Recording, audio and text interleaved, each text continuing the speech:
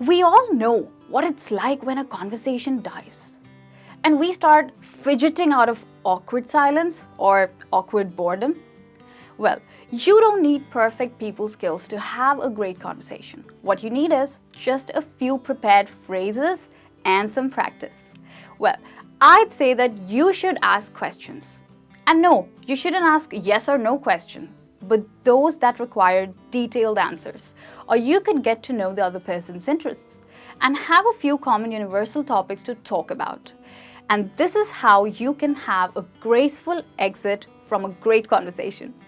If you feel you want to know more about this, about how to keep a conversation going or how to tackle awkward silences, then just click on the link that will appear at the screen at the end of the video and watch the complete session with me on Skillopedia, the place to learn real communication.